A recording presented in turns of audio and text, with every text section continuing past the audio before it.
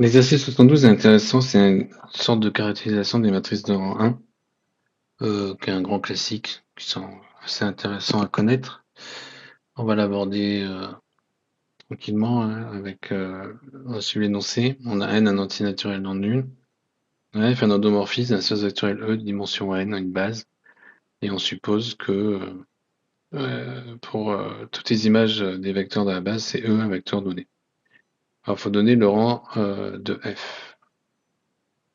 Alors, si le vecteur en question, c'est le vecteur nul, là, ça veut dire que f, en fait, c'est l'endomorphisme nul. Et donc, le rang de f, ça va être 0. Bon, ça, c'est le cas trivial. Si maintenant, ce vecteur, il est différent du vecteur nul. Dans ce cas-là, on va avoir que le rang de f, c'est égal à 1. Si je regarde la matrice de f dans cette base, que je vais appeler, imaginons que je l'écrive en colonne, c'est vecteur B, vecteur B, vecteur B.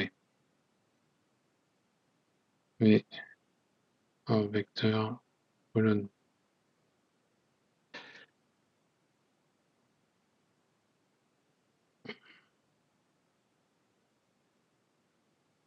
Donc du coup, on sait que comme V est non nul, cette colonne est non nulle. Toutes les colonnes étant liées, nos rangs va être égal à 1. Voilà. Alors, f est diagonalisable. Alors, qu'est-ce qu'on a? On a que la dimension du noyau de f égale à n-1. Ça, c'est le théorème du rang.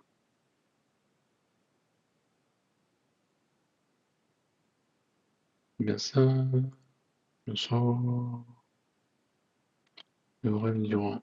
Oui, c'est ça. Ok, donc le polynôme caractéristique de cet endomorphisme, il a x puissance n-1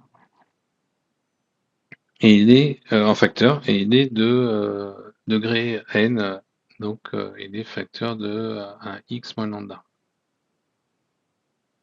Si maintenant lambda égale 0.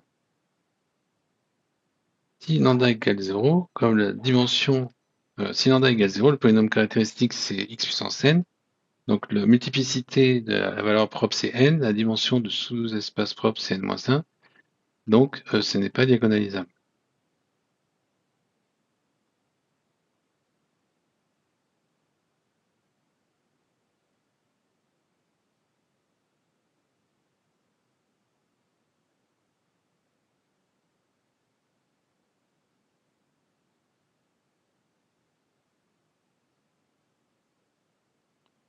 Alors, quand même, voilà, on va peut-être sortir.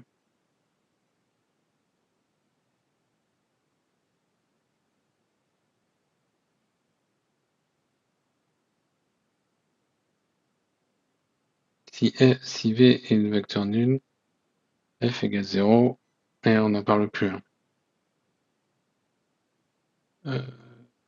Et là, dans ce cas-là, si f est l'endomorphisme nul, f est donc diagonalisable. Donc en fait, je considère que j'ai déjà traité ce point. Et donc là, je pars du principe que j'ai un V différent de 0. Et donc du coup, je fais ce raisonnement-là, et si lambda égale 0, là, f n'est pas diagonalisable. Pour la raison que j'ai évoquée, entre la multiplicité de la racine, comme on aura le polynôme caractéristique, c'est x puissance n, et la dimension du sous-espace propre, c'est n-1. Lambda, là, du coup, on a quoi aussi? On a la trace de cet endomorphisme f. Un lambda, en fait, c'est la trace, puisque c'est la somme des valeurs propres.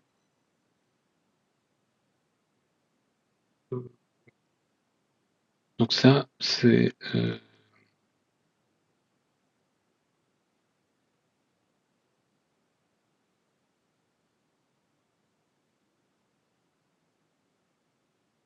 et maintenant, du coup, la trace de f est différente de 0.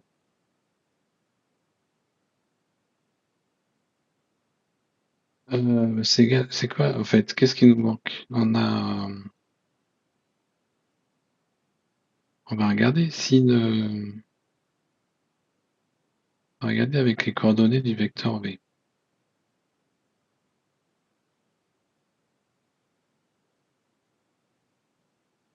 Ma matrice va être V1, V2, donc la trace de f, ça sera la somme des VI, variés de 1 jusqu'à n. Si ça c'est différent de 0, on sait que la dimension du noyau de f moins, donc non, je vais noter lambda, ça c'est égal à 1, puisque c'est supérieur ou égal à 1, et qu'on a déjà la dimension du noyau qui est égale à n-1. Donc là, du coup,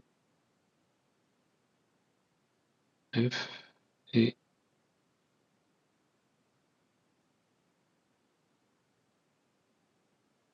diagonalisable.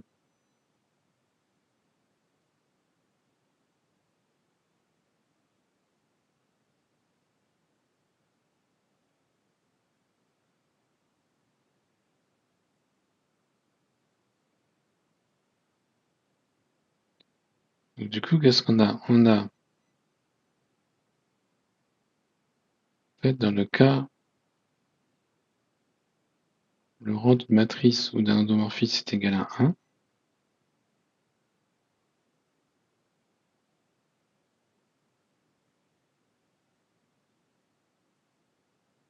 f est diagonalisable si seulement si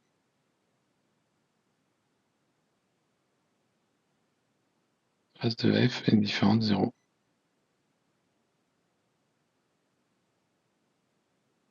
Et voilà, c'est terminé exo.